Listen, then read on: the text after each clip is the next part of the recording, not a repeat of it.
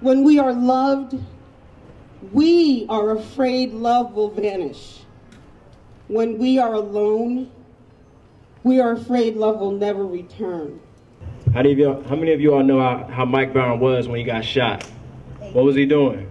Walking. Hands up. Hands up.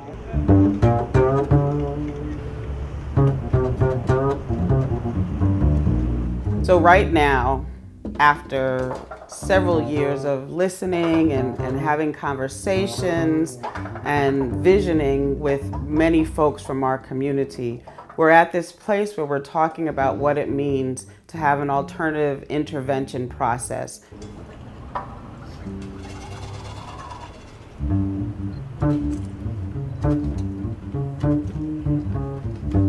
That's what this is about, intimidation.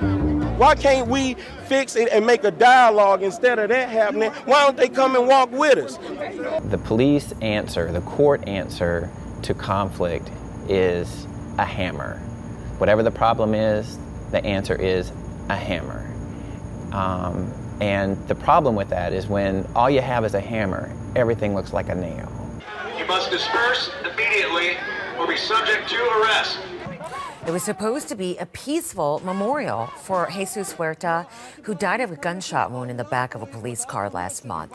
This has been going on before Michael Brown. This has been going on before Trayvon Martin, before Emmett Till. You know, this has been going on for a long time.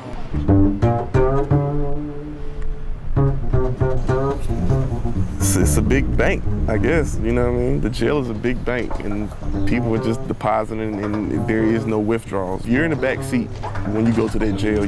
There's no way you can win. Our current criminal justice system is adversarial. So it doesn't benefit people who've been harmed by crime, nor does it benefit people who might have been the harm doer. I have a Islamic background. My mother and my father, they used to call it the dunya. You know, this is the hellfire. And this is everything that will bring you to the hellfire. You know, lust, gambling, greed, gluttony, gambling. And it led me to, of course, it led me to prison. UMAR has had a life where, you know, he's made some poor choices and he had to deal with the system based on the choices that he made. And all that he wants to do right now is to help his community to be better. To now use someone like that as a healer, as a bridge builder between harm doer and the person who was harmed is really powerful, because they can bring a whole new perspective towards promoting community cohesion.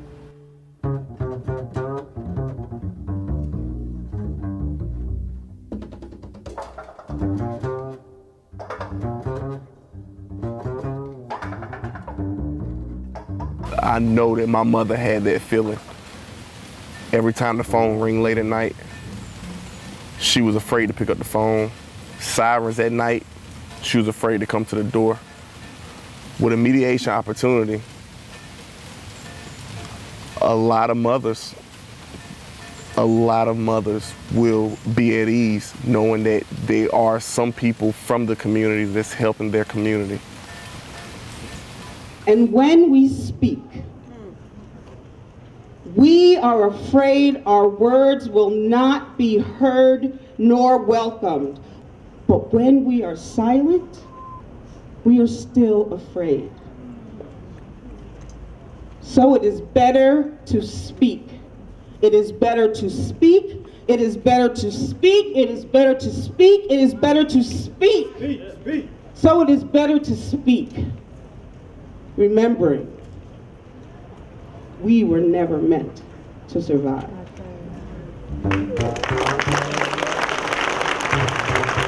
Mr. Mayor, thank you once again.